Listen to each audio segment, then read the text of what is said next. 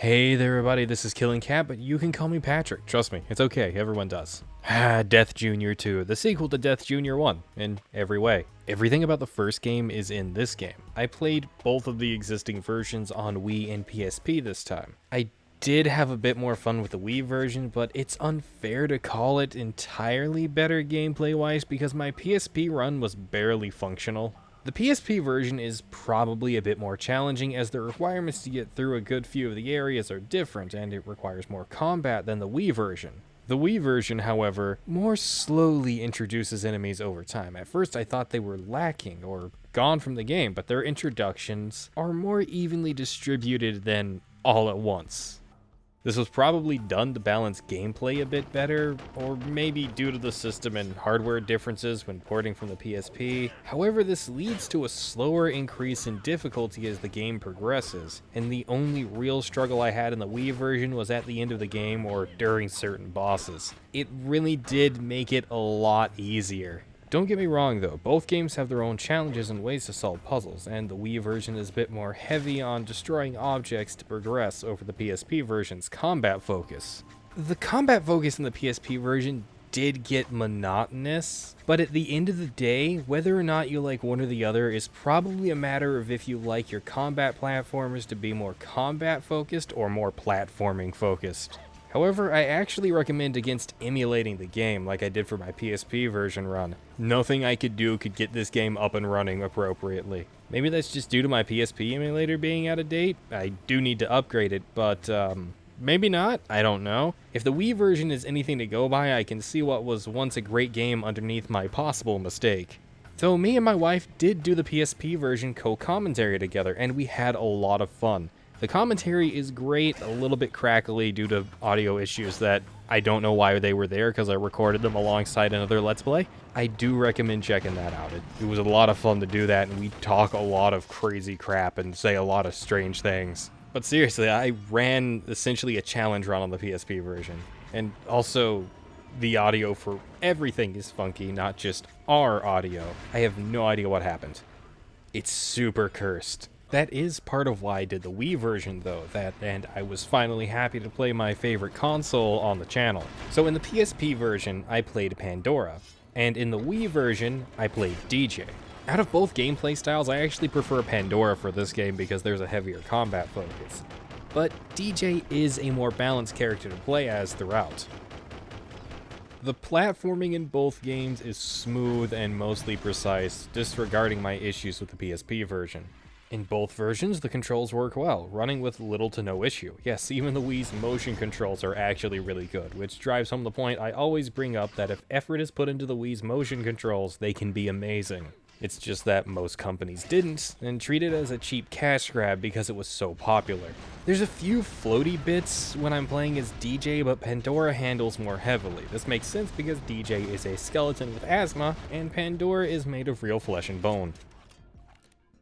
At least I think she's flesh and bone. I haven't read the comics. I don't know what's in there. The best platforming segments actually come from when the kids are tripping on Biocide. Did this game release in Australia? I don't think so. The floating platforms, being in outer space, the broken up amusement park, it's all very cool. The design is great. It's reminiscent of the level design of the first game, which is actually way more fun to play through. I'd say the next best sections for platforming that use your abilities to their best comes in the second to final level. None of it is particularly hard, unlike the combat in the PSP version. Of the two playable characters, their weapons are different enough to make it a question of which one you'd prefer, and you would be remiss to not do at least part of another playthrough to test out both of them. It really is pretty fun. It's really cool to play as both characters. They do have somewhat similar weapons, but that's only so the player can actually get into them and know what they do right away. They're not quite the same, which is reflected in how the weapons are used. Without spoiling what weapons they get, unless you've played the first game, DJ gets all of those, Pandora is better at dealing loads of damage fast, whereas DJ is better at a steady, precise damage dealing over time. The only exception to this is DJ's twin pistols, which are horribly unbalanced, because when they're fully upgraded, you have a weapon that chews through ammo like no tomorrow, but deals so much damage it's worth it if you have any ammo crates nearby, which is a fundamental thing in any boss room, and they respawn pretty quickly. This destroyed pretty much every boss I used it on. This is probably the best weapon DJ can get, I think, and it's just because it has a level 3 upgrade, whereas every other weapon maxes out at level 2 for both characters. Pandora's Tommy Gun is also probably her best weapon when fully upgraded. I never got to see it due to issues with the PSP version, because I couldn't actually access weapons or upgrades or change them out or anything like that, so I was stuck using 3 different weapons their whole game. How you get these upgrades is by getting upgrade points, items to upgrade weapons, or currency. Whatever they call the currency. I called it Sparklium in the Wii version. This is just like in the first game. You use these points to purchase upgrades in the PSP version, but the upgrades unlock automatically in the Wii version. Out of the two there, I think the Wii version does it a bit better, especially for people out there that aren't that good at combat platformers or just platformers in general. The immediate reward for the hard work is a lot better than having to wait until you see Dead Guppy's workbench laying around for you to upgrade your attacks or weapons. But the change is a bit negligible, really, if you have at least some modicum of skill at these. I prefer the PSP's version of having to wait for the eventual payoff. It feels better to me to do that, and that's just me. This one comes down to preference. It's on you guys. I do want to know why they changed it. Maybe they got real complaints about it, or maybe it was an issue with how the console ran, but I just don't see a huge issue with how it operated in the PSP version. The cast of the first game returns for this one, just as foul and entertaining as ever. Never forget the glory of Dead Guppy. He has the best lines in the game. Right next to him is probably Stig Martha, or the Siamese twin bros that are combined at the brain that I always forget the names of. The point is, all the dialogue from every character is good with few exceptions, which carries over from the first game as well. The way they exposit story to you needs some work. It could flow a bit better. But when the characters are being entertaining, they're being entertaining. Just as a fair warning, this game really doesn't try to hold back. These characters will act as they would in any situation around their friends or anything like that, and some of them are really foul, specifically the Seep.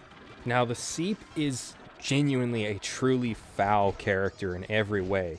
I mean, the game straight up tells you that nothing is fouler than him. They use the sludge in his weird tank thing as a weapon stronger than the strongest biocide they could get. And the reason I clarify this is because Seep's character isn't supposed to be seen as a good character, just a character they tolerate, a person they tolerate being around. And I guess I don't really get why. I mean, I understand DJ, he's really innocent and kind, and he's probably the heart of the group, but everyone else expresses some level of discontent with him. This discontent ranges from mild to truly exasperated. Pandora seems to really hate this guy.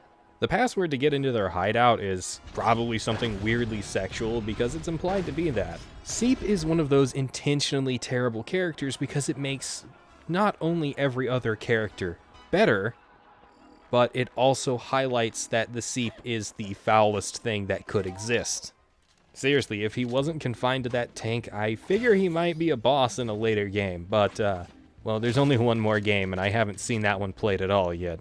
I know I went on a small tangent there, but every character has just as much thought into them as Seep. It's nice to see the game take into effect their characters like this. The Wii version also lets you see them out and about in the open in more than a few sections, in comparison to the very minimal appearances they make in the PSP version. The models do look a bit nicer in the Wii version, but not by much, and looking at them up close reveals they're not as high quality as everything else in the graphical upgrades the Wii got. My final thoughts are that this is a distinct improvement from the first game in one direction: combat. The level design is actually worse than the first game because they no longer have that interesting and surreal feel to them. Sure, they have it in some bits, but it feels way less interesting to play through these levels compared to the first game's levels. Death Jr. 2 doesn't have any turret or on-the-rail segments. Neither did the first game, and I know that might seem like a not big thing now, but for anyone that wasn't around for it, pretty much every game that I can think of that was big from the early to mid-2000s got an on-the-rail turret segment, including Mario and Mario Sunshine. They were cool at first, but once they were in every single game and plus some, I'm pretty sure we didn't want them back for another decade or so, and they still haven't come back. They're here and there, but they're not very common anymore. It's one of those pieces of gaming technology and coding they figured out, abused, and then everyone got tired of. I am really grateful it's not in this game. This game would not handle that particularly well. Especially the PSP version. I could see it working in the Wii version, but by the time the Wii version came out in 2008, it was far past the expiration of that trope. Or should I say gimmick. Like I said at the start, whether or not you prefer a combat platformer with a focus on combat or a focus on platforming will decide whether or not you like this game. Personally, it's kind of weird for me, but I do recommend the first game more. It's just more fun for me. Usually I actually like a heavier focus on combat, but the combat doesn't feel super great in this game. They did a great job of diversifying the combat in the Wii version by the slow trickle down, but when they did that, they removed most of the challenge from the game. The right balance is hard to pull off, but the small and mostly indie devs for this game did their best, and I can't hate them for it. It's still fun, both versions are, and you can actually still get both versions for fairly cheap, so I do recommend you get them while you can. I also recommend you pick up the original version, and don't go ham on the Nintendo DS versions yet. I still want to play those for the channel, and by those I mean the one Nintendo DS game this series had. I don't know what it is at all. I have seen nothing on it. It's going to be a complete surprise when I get into it. That's about it for this one, folks. Thanks for watching. If you like my stuff, you know what to do. Like, comment, subscribe, and in order to financially support me, which I do also appreciate, you can check my Patreon and Ko-fi in the description below to support me. Every penny counts, guys. I do appreciate it. Also, join my Discord. That's in the description below, too. I like talking to you guys, and I like hearing from you, and if you want to request a game from me, go on there and do that. I might give it a shot later on. I'll see you guys when I finally actually decide to cover that last Death Jr. game. Bye.